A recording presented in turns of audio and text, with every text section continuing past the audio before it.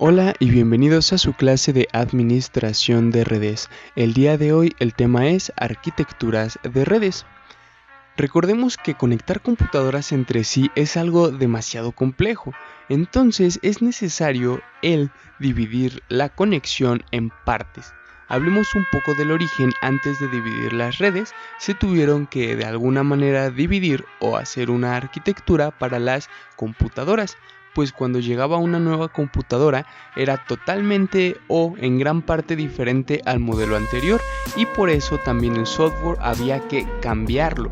Y es ahí cuando este personaje, Gen Amdahl, desarrolla la primera arquitectura de ordenadores.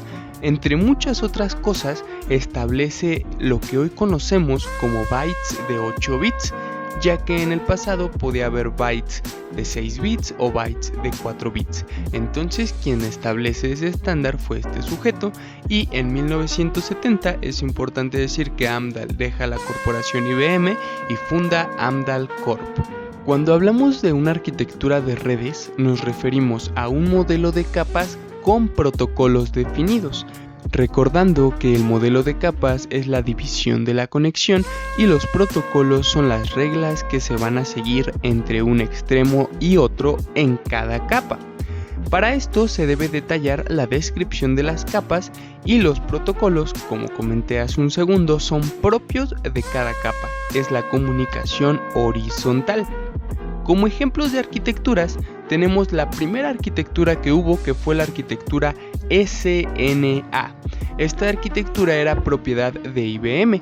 Tenía un modelo un poco deficiente, pero tenía protocolos bastante probados, y es por eso que todos los demás fabricantes querían ser compatibles con este tipo de arquitectura.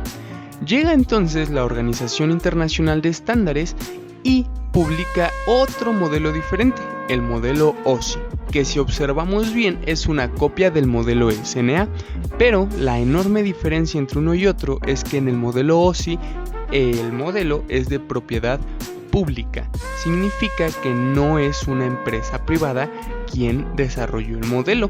Tiene protocolos deficientes debido a que tardaron demasiado en salir, pero el modelo fue aceptado por la mayoría de fabricantes. Tenemos una representación del modelo SNA de 1974 y el modelo OSI de 1977, y se observa de una manera muy sencilla la similitud entre ambos modelos. Ahora describamos cómo es que funciona cada capa de cualquiera de los dos modelos. Empecemos con la capa física. Cuando yo hablo de algo físico, puedo referirme al hardware, y en este caso hace referencia a los medios de transmisión. Por ejemplo, si será por fibra óptica, por cable de cobre o por radio. Debemos de especificar este tipo de medios eléctricos, ópticos o inalámbricos, y especificar sus características, a qué velocidad van a transportar los bits de los cables, entre otras cosas. Una vez especificada esta capa física, tenemos la siguiente capa, que es la capa de enlace, y esta capa controla a la capa física.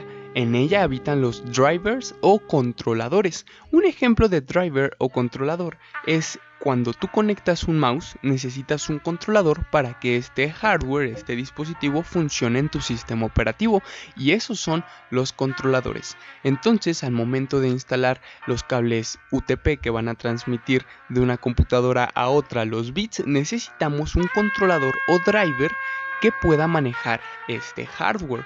Entonces podemos también decir que es la encargada de transmitir los bits, detectar y corregir los errores. El Wi-Fi entra de una manera adecuada, debido a que nosotros tenemos como hardware en nuestro celular una antena Wi-Fi, y esta antena Wi-Fi es controlada por un driver Wi-Fi. Pasando a la siguiente capa, la capa red, podemos decir que la capa red es consciente de la topología, o sea, ella ya sabe cuál es el origen del paquete y el destino del paquete, y es por esta razón que indica al driver qué camino debe de seguir, porque conoce todo el mapa. Podemos hacer la analogía a todo el laberinto, y prioriza el tráfico. Lo más importante en el momento es lo que va a enviar primero. En la capa de red podemos encontrar nuestro módem, o mejor llamado router. Hablando de la capa de transporte, podemos decir que es la primera capa en la cual hay una comunicación de extremo a extremo con homólogos. Esta capa verifica que los datos se transmiten bien y en caso de que en el otro extremo no hayan llegado los paquetes de manera adecuada, pide reenvíos de los paquetes defectuosos. Hablando de la capa de sesión y presentación, podemos decir que normalmente hoy en día se omiten, pues sus funciones se absorben por las capas de abajo y de arriba, la capa 4 y la capa 7.